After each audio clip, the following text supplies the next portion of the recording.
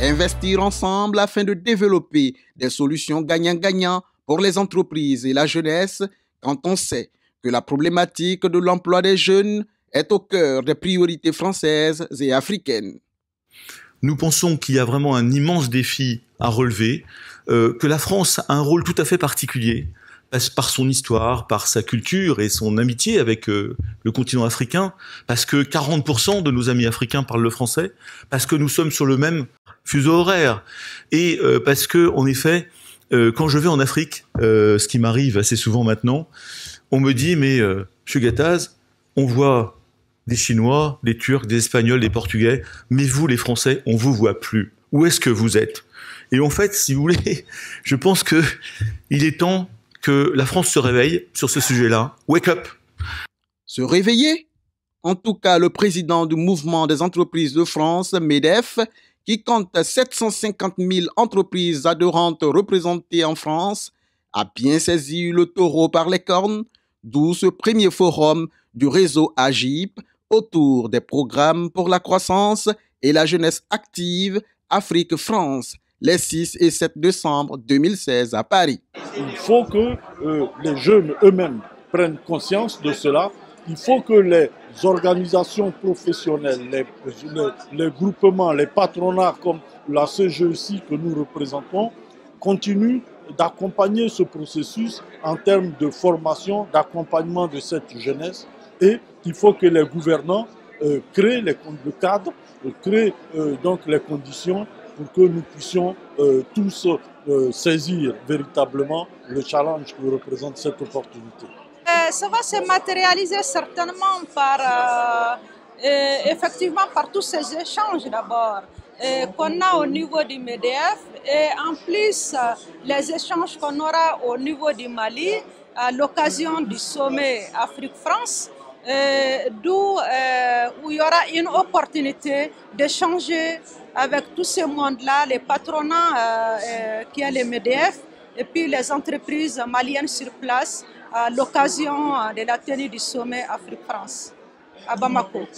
Mais écoutez, on est vraiment ravis de se rendre compte qu'aujourd'hui l'Afrique prend une place importante et a une certaine considération vis-à-vis du patronat français, le MEDEF, puisqu'on est au MEDEF, et de se dire la diaspora aussi doit être présente pour bousculer un petit peu les idées et faire sa place, que la diaspora soit au centre de cette relation entre la France et le continent africain. Pour construire sur le continent africain des leviers de croissance inclusive à travers l'entrepreneuriat, l'entreprise et ses partenaires. Et que on se dise, il y a de la croissance et de l'emploi à créer par des projets communs, gagnant-gagnant, en toute humilité, sans aucune arrogance, et en regardant le futur est inventé. Et moi, je voudrais saluer les amis africains qui sont dans cette salle, qui sont venus, mais la jeunesse africaine que je vois, que j'ai rencontrée, des gens extrêmement enthousiastes, optimistes, très souvent très forts en numérique notamment, j'en ai rencontré quelques-uns dans mes voyages, et je crois qu'il y a un potentiel, une énergie formidable à mettre en œuvre. Il faut accompagner ce développement, il faut accompagner ces startups, il faut accompagner cet entrepreneuriat de telle façon à ce que, en effet, ces entreprises locales se développent, peut-être avec des partenariats avec des entreprises françaises, et puis progressivement que le continent africain prenne son autonomie et se développe et crée en effet une économie durable avec des emplois locaux. Et je crois que c'est ça l'objectif fondamental, et je crois que la France a un rôle particulier à jouer. Effectivement, l'entrepreneuriat qui reste le seul levier pour une véritable indépendance et la durabilité semble être bien perçu par la jeunesse africaine. Je suis ici au salon pour présenter Afrisia. Afrisia, c'est une application qui référence vos valeurs. Vous avez la possibilité justement de localiser vos valeurs. L'idée, c'est la suivante, c'est redonner à l'utilisateur la possibilité de contrôler son processus de consommation. En ce moment, l'Afrique est en pleine croissance et l'idée, c'est de donner une direction à cette croissance. Ne pas reproduire les mêmes schémas qui ont conduit justement les pays dits développés ou occidentaux à ce type de crise. Donc, imaginez, vous voulez consommer, vous tapez des valeurs, ça peut être végétarien, ça peut être bio, vous voulez un coiffeur, Et vous avez les coiffeurs, les coiffeurs aux alentours, végétariens et bio, qui correspondent justement à vos valeurs, qui sont géolocalisés par l'application. Imaginons, je peux très bien résumer ce qui va se passer. L'Afrique est en pleine croissance. Aujourd'hui, on va investir dans le marketing, on va investir dans les infrastructures, on va aussi investir dans tout ce qui est destruction du foyer familial. Alors, qu'est-ce que ça veut dire? Vous allez avoir une classe moyenne en Afrique qui va vouloir maintenant consommer, faire par exemple du sport, avoir des activités extra-professionnelles, mais aussi, on va aussi s'occuper des enfants. Donc l'éducation des enfants qui faisait à la maison par la tante ou par la nièce, ben maintenant il y aura des structures pour s'occuper de l'enfant. Et on va retrouver les mêmes problèmes des pays occidentaux. Donc l'idée, c'est de garder nos valeurs. Donc pour garder nos valeurs, faut être capable de les financer. Il faut donner la possibilité à la société civile africaine et même du monde entier, être capable de visualiser ces valeurs.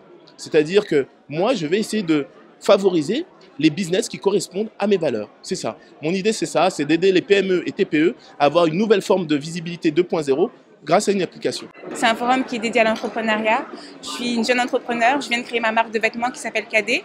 Et pour moi, c'est une belle occasion de montrer un peu ce que je suis capable de faire ici en France, tout en gardant aussi mes origines africaines. On est tous un tissu économique de nos pays respectifs. Et l'idée, c'est vraiment de montrer qu'on est capable de créer des choses assez nouvelles, assez innovantes et belles pour améliorer justement les conditions économiques de son pays d'origine. Alors moi, j'ai un master en management des entreprises. J'ai commencé à l'issue d'une formation avec les déterminés qui a été justement initiée par le MEDEF de France avec Moussa Camara et M. Pierre Gattaz. Et dans ce contexte-là, on a formé des jeunes entrepreneurs. On était 15 au début. Ils nous ont accompagnés dans tout ce qui est formation en tant que chef d'entreprise, le business plan, développer sa marque, etc. Et puis aujourd'hui, ça m'a permis d'être là, finalement, de présenter ma société, ma marque et puis de présenter mes modèles également. Alors l'Afrique C'est Chic, c'est une plateforme de promotion de l'Afrique créative. En clair, nous avons un site internet qui parle des talents africains qui se créent, qu'ils soient dans le continent ou à l'étranger. Alors ce qu'on fait, on crée des événements et ces événements-là, on les met en ligne pour promouvoir l'ensemble de la créativité africaine ici à Paris, mais aussi par le biais d'événements itinérants qui auront lieu à la fois sur le continent et partout dans le monde. Et c'est très important que ce type de forum se déroule à Paris pour que la diaspora africaine puisse se mettre en relation avec le continent à travers ce genre d'initiative. D'autant plus qu'il y a le forum des chefs d'État au Mali qui aura lieu en janvier. Et ce forum prépare en fait cet événement qui aura lieu sur le continent. Donc en clair, il faut créer des passerelles entre les deux mondes, puisque nous, Africains, on vit à l'étranger, mais on pense sans cesse en Afrique. On pense sans cesse aux Africains. Et il suffit pas de le dire, il faut le faire. Et c'est pour ça que nous sommes présents ici au nom de l'Afrique C'est Chic avec le MEDEF et la GIP. Alors c'est Give One Project, qui est une organisation internationale qui pousse donc les jeunes de tous les pays, de chaque coin du monde, à être des leaders. Oui, alors on a un événement qui est prévu donc du 15 au 18 mars. Donc il y a un appel à candidature donc qui est disponible donc sur notre page Facebook. On va sélectionner donc une centaine de leaders, de jeunes cadres et dynamiques pour participer à ce programme-là. Donc il y aura, ça sera un séminaire sur 4 jours où il y aura des workshops, il y aura éventuellement du networking. Il y aura d'énormes possibilités en fait qui vont être ouvertes à ces jeunes-là. Et pour moi, c'était une opportunité parce que je suis moi-même accompagnateur de porteurs de projets à travers mon incubateur, Incubiva, qui accompagne des projets transversaux aussi bien en France que sur le continent et précisément sur la Côte d'Ivoire. Donc pour moi, il était intéressant de venir rencontrer toutes les personnes de l'écosystème pour savoir qu'est-ce qui était fait, qu'est-ce qui pouvait être fait et qu'est-ce que nous pouvons encore développer pour plus accompagner cette population africaine qui a au jour d'aujourd'hui besoin de formation, d'accompagnement et surtout de financement. Fondatrice et coordinatrice de la plateforme Afrique Grenier du Monde, dédiée à la promotion de l'entrepreneuriat agricole en Afrique subsaharienne. Alors nous sommes plutôt venus promouvoir le potentiel énorme de cette agriculture, enfin de cette Afrique en matière agricole. Donc, disons que cette rencontre est une excellente opportunité pour nous, hein, donc jeunes et femmes africaines, on va dire plutôt jeunes. On a un secteur clé à exploiter qui est celui-là, et on a un marché prometteur aujourd'hui qui est celui de cette Afrique-là, avec près de 2 milliards d'individus dans un proche avenir. Donc un marché qui est à exploiter en fait, non seulement pour les Africains eux-mêmes à travers cette jeunesse, mais également pour le reste du monde à travers les investisseurs français et étrangers également. Je pense qu'aujourd'hui, l'Afrique, tout le monde est d'accord pour dire que c'est un continent d'avenir, un continent en plein dynamisme, avec une jeunesse qui est de plus en plus présente, de plus en plus engagée. Et Trace, justement, a vocation à encourager cette jeunesse-là et à faire en sorte que les choses avancent, que ce soit sur le plan culturel, sur le plan musical, tout en restant bien sûr apolitique. Donc voilà, je pense que c'est tout ça qui fait que Trace, naturellement, est présent aujourd'hui pour encourager la jeunesse africaine. Je suis dirigeant de la structure Africaine Fusion. C'est une chaîne de restauration rapide africaine qu'on est actuellement en train de développer en France et comme on dit, si Dieu veut, dans l'Europe et voire dans le monde. Ici, en termes d'opportunités, on est parti traiteur ici, donc on est partenaire de l'événement et surtout aussi se faire connaître au niveau de l'Afrique parce qu'on souhaite en fait développer notre chaîne sur le continent africain. Je pense que c'est une très bonne chose. En fait, tout ce qui est dynamique entrepreneuriale au niveau de l'Afrique, je pense que c'est l'avenir. C'est ce qui va permettre au continent aussi de pouvoir se développer. Et ce genre de forum est une bonne pulsion pour cette dynamique. Dans la démarche de City African Network, nous avons créé ce qu'on appelle le Bridge of Innovation. C'est-à-dire, nous travaillons en Afrique pour repérer les startups intéressants et nous les aidons à mutualiser leurs compétences avec les startups du monde entier pour complémentariser, pour mutualiser. C'est-à-dire, lorsqu'ils vont créer quelque chose, ils le créeront avec les autres sur un bénéfice win-win partagé. C'est ce que nous portons sur l'Afrique. Ça aide les jeunes entrepreneurs à réaliser très vite leurs applications et aussi on les aide à les enregistrer sur le marché international, les brevets.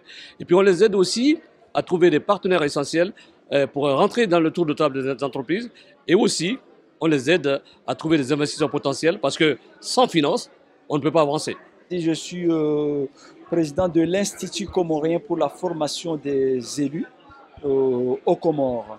Donc, avant, j'étais élu ici en France à la ville du Mans et j'ai pris l'initiative d'apporter cette expertise aux élus comoriens. Je suis venu pour voir un autre savoir-faire parce que au niveau des municipalités, les élus ont besoin aussi des entrepreneurs pour qu'ils puissent travailler ensemble pour un développement donc, de solidarité. Parce qu'on ne peut pas travailler tout seul. Les élus ont besoin des investisseurs, comme les investisseurs ont besoin des élus. Je pense qu'il faut qu'on fasse confiance à la jeunesse en Afrique. C'est d'abord le premier message, ça. Il faut redéfinir un peu c'est quoi la jeunesse et dire aux jeunes qui peuvent y arriver, il faut qu'ils aient confiance en eux. Et moi, je crois au micro-développement.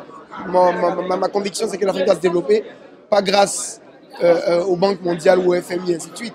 Parce que grâce à ces hommes eux-mêmes, elle va se développer parce que les Ivoiriens, les Africains apprendront à travailler un à un, commenceront à se développer un à un, à construire autour des agents économiques, et donc au plus petit niveau, donc au niveau micro, et donc en multipliant le nombre de personnes, on va arriver effectivement à un développement même. Et comment se prêter main forte face à cette dynamique naissante? Alors nous, on est venu présenter l'index Up 40 qui rassemble les 40 startups françaises les plus dynamiques sur le continent africain. Ce sont des sociétés qui font entre 0 et 10 millions d'euros de chiffre d'affaires dans tous les secteurs de l'économie, e-commerce, e-santé, éducation, énergie renouvelable. Et ces entreprises françaises qui réussissent sur le continent, elles incarnent une nouvelle France.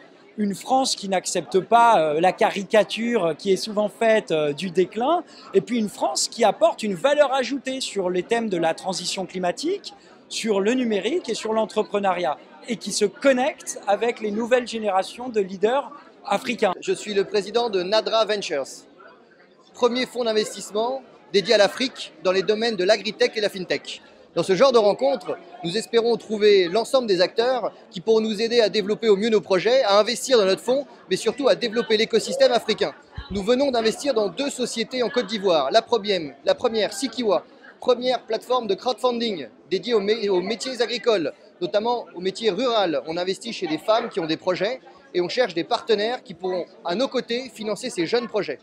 Alors, on voit de nombreuses pépites en Afrique, notamment en Côte d'Ivoire, qu'on est en train d'étudier. On a 5 potentiels investissements d'ici la fin de l'année et on voit toute cette jeunesse qui a envie d'entreprendre. Maintenant, il y a un gros malaise au niveau des financements. C'est pour ça qu'on est là et qu'on veut aider en phase d'amorçage tous ces jeunes talents à exploser. Aider les jeunes talents à exploser pour un avenir radieux. Parce que l'entreprise reste la solution pour répondre aux défis futurs des pays.